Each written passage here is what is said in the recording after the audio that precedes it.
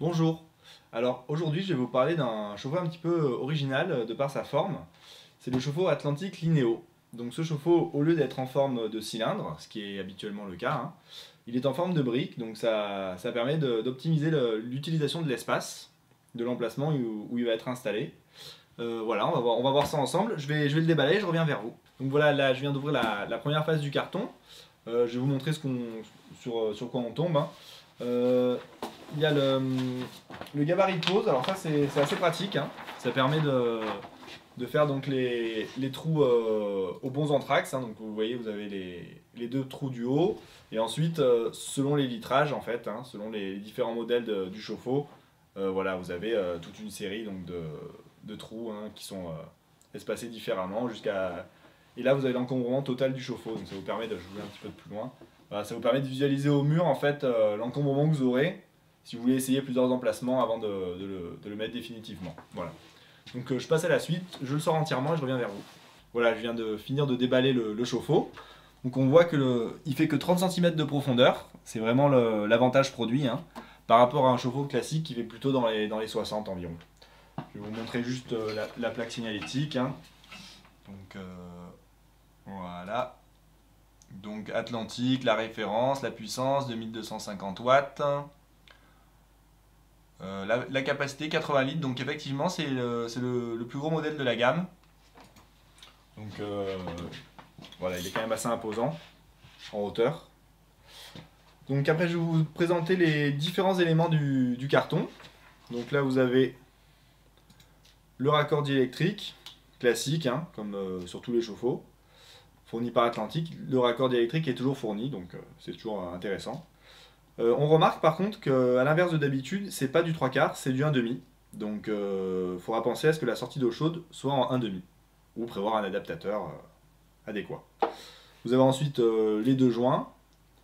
On voit dans la notice, donc un joint à l'intérieur, tout simplement. L'autre, après généralement vous avez un raccord tournant ou quelque chose comme ça. Donc le deuxième joint.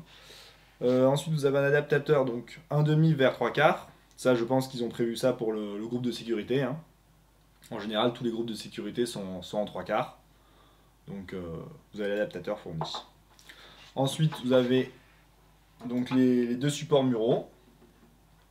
Voilà, bon, classique de l'acier embouti. Là, je vais vous montrer du coup, ça c'est le panneau de contrôle. Donc, vous avez une fonction vacances, absence. Mode manuel, ensuite mode automatique. Donc là je vous montre, voilà, il y a une petite notice explicative. Comment bien utiliser son chauffe-eau. Voilà, je vous la montre, bon ça vous l'aurez de toute façon. Et vous avez un mode boost, donc que vous pouvez mettre en service si vous avez vraiment besoin d'eau chaude rapidement. S'il y a des amis, des choses comme ça qui sont à la maison. Je vais vous montrer ensuite l'intérieur de la machine. Quand même, comme ça vous l'aurez vu. Donc là, je vais dévisser les vis. Donc vous avez tout simplement 4 petits caches et 4 petites vis. Voilà, je les enlève et puis je reviens. Voilà, donc là je viens d'enlever le cache inférieur. Donc, je vais vous le montrer rapidement. Donc tout ce qu'il y a de plus simple. 4 vis cruciformes et 4 caches donc pour masquer les vis. Maintenant je vais vous montrer un petit peu de quoi le chauffe-eau est constitué. Donc là tout de suite, qu'est-ce qu'on remarque? C'est qu'il n'y a pas une grosse cuve comme un chauffe-eau traditionnel, mais il y a deux petites cuves, donc une à droite, une à gauche, voilà, qui sont reliées entre elles par un petit tube en inox, qui est isolé par une petite coque en polystyrène. Donc de chaque côté vous avez donc une résistance stéatite, voilà.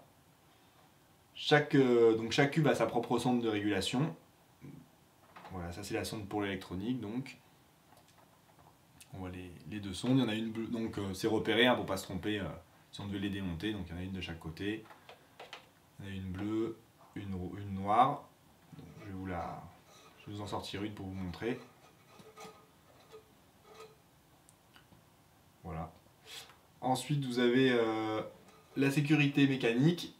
Donc là vous voyez c'est un petit tube en cuivre qui est rempli d'un fluide qui se dilate avec la température.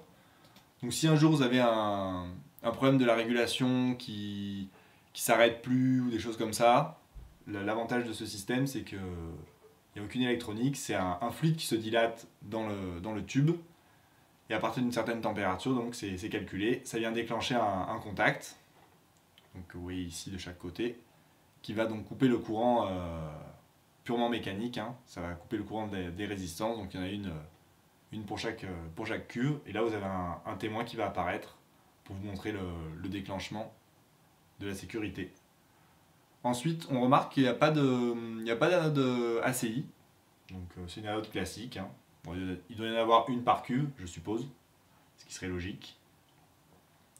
Là vous avez donc les piquages, le côté eau froide, là le côté eau chaude. Donc si vous voulez le poser sur la tranche, faites attention, c'est toujours le côté eau chaude en haut. Bon, si vous le posez comme un chauffe-eau traditionnel, hein, là il n'y a aucun souci, on ne peut pas se tromper. Mais si vous le posez sur la tranche, attention, bien le côté rouge en haut. Donc. Là je peux vous montrer donc, le câble d'alimentation. Puis voilà, il est un petit peu dénudé au bout pour vous faciliter le travail. Voilà.